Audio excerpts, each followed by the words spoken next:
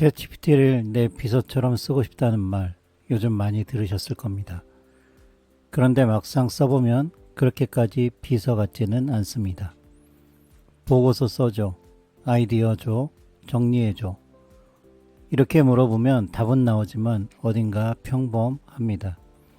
내일에 딱 맞는 느낌은 아닙니다. 그래서 어떤 분들은 이렇게 말합니다. 챗GPT가 비서라더니 별거 없네?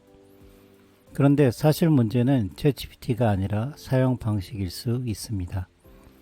비서에게도 처음에는 설명이 필요합니다. 회사 상황, 내가 맡긴 일, 결과물의 형식, 말투, 보고 대상, 주의할 점을 알려줘야 합니다. 챗GPT도 마찬가지입니다. 이번 시간에 챗GPT를 한 번 묶고 끝내는 검색창이 아니라 내 일을 도와주는 업무 비서처럼 사용하는 방법을 알아보겠습니다. 많은 사람들이 챗GPT를 처음 사용할 때 이렇게 합니다. 짧게 질문합니다. 보고서 써줘, 아이디어 줘, 정리해줘. 챗GPT는 답을 합니다. 그런데 결과를 보면 틀리지는 않지만 내 상황에 딱 맞지는 않습니다. 보고서는 너무 일반적이고 아이디어는 어디서 본 것 같고 정리는 쓸 수는 있지만 바로 제출하기는 애매합니다. 그러면 사람들은 다시 검색창으로 돌아갑니다. 역시 챗GPT 별거 없네. 하지만 이건 AI를 활용한 것이 아닙니다. 새로운 도구를 잠깐 구경한 것에 가깝습니다. 비서처럼 쓰려면 일회성 질문이 아니라 일을 맡기는 방식으로 접근해야 합니다. 새로운 비서에게 아무 설명 없이 이렇게 말한다고 생각해 보겠습니다. 이거 정리 잘 해주세요. 그러면 비서는 당연히 다시 물어볼 겁니다. 무엇을 정리할까요? 누가 볼 자료인가요? 어떤 형식으로 만들까요? 중요한 내용과 빼도 되는 내용은 무엇인가요? 사람도 모르는 정보를 AI가 자동으로 알 수는 없습니다. 챗GPT는 마음을 읽는 존재가 아닙니다. 사용자가 말해주는 정보를 바탕으로 결과를 만드는 도구입니다. 그래서 챗GPT를 비서처럼 쓰려면 먼저 내 일을 설명해줘야 합니다. 이때 필요한 것이 4가지입니다. 첫 번째는 역할입니다. 챗GPT가 어떤 역할로 대답해 주는지 정하는 겁니다. 예를 들어 너는 15년 경력의 업무 코치야. 너는 친절한 글쓰기 편집자야. 너는 초보자를 가르치는 강사야 처럼 말할 수 있습니다. 두 번째는 배경입니다. 내가 어떤 상황에 있는지 알려주는 겁니다.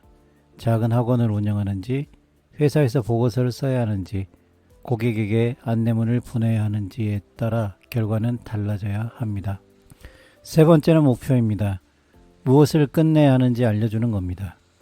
단순히 정리해줘가 아니라 회의록을 만들고 싶은지, 보고서 초안을 만들고 싶은지, 고객 안내 문자를 만들고 싶은지 분명히 말해야 합니다.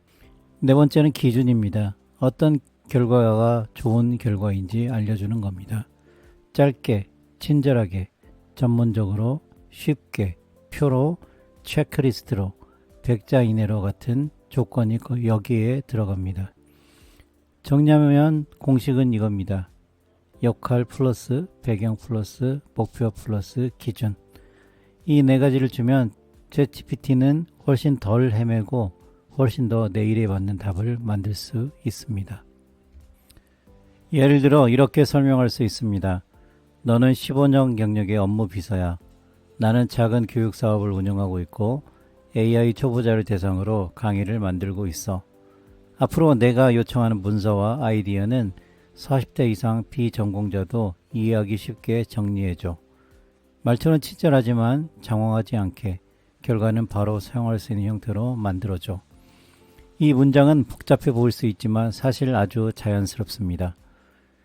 사람 비서에게 일을 맡기기 전에 내가 어떤 일을 하는 사람인지, 어떤 결과를 좋아하는지 알려주는 것과 같습니다. 이 한 문장이 AI의 작업 기준이 됩니다. 이제 챗GPT가 그냥 답변하는 AI가 아니라 내가 원하는 스타일과 기준에 맞춰 결과를 만들 준비가 된 상태가 됩니다. 중요한 점이 하나 더 있습니다. 비서처럼 쓴다는 것은 한 번에 완성품을 받는다는 뜻이 아닙니다. 첫 답변은 대부분 초안입니다. 초안을 받고 부족한 점을 찾고 다시 지시하고 최종 검토하는 과정이 필요합니다. 예를 들어 이렇게 이어갈 수 있습니다. 조금 더 짧게 써줘. 상사에게 보내기에는 말투가 가볍습니다. 더 업무용으로 바꿔주세요. 결정사항과 할 일을 분리해서 다시 정리해주세요. 빠진 내용이 있는지 확인해주세요.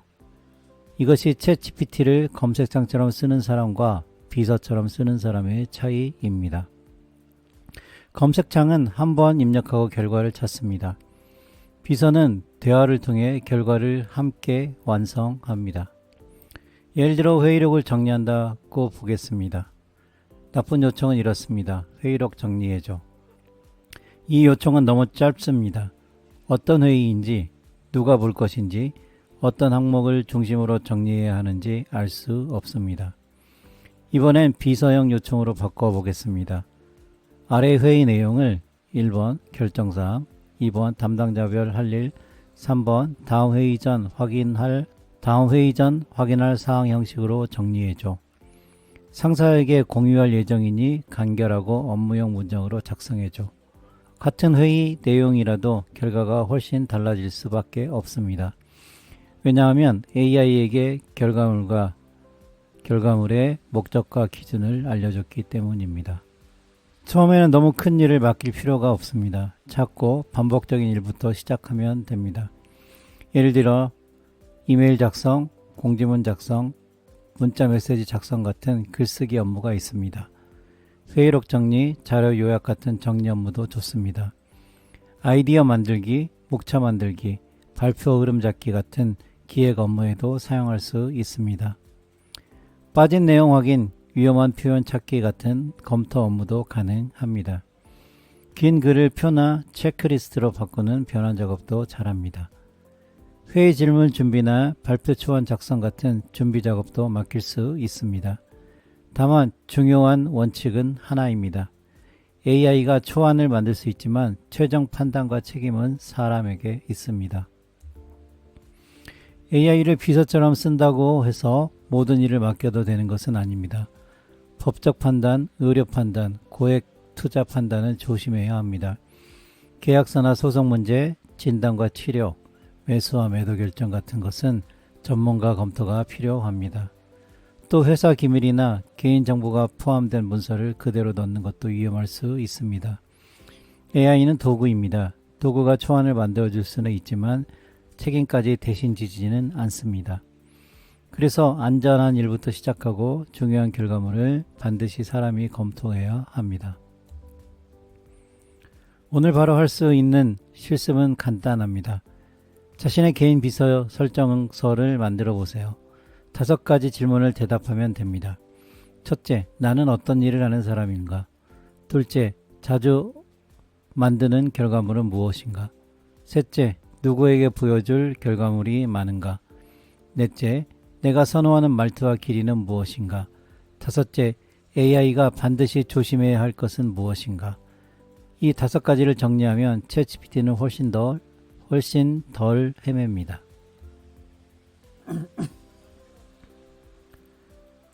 예를 들어 제 기준으로는 이렇게 쓸 수 있습니다. 나는 40대 이상 초보자를 대상으로 AI 강의를 만드는 사람입니다. 내 결과물은 쉽지만 얕지 않아야 됩니다. 불필요한 전문 용어를 줄이고 현실적인 예시를 넣어주세요. 문장은 친근한 존댓말로 작성하고 과장된 표현은 피해주세요. 중요한 내용은 체크리스트나 단계별 구조로 정리해주세요.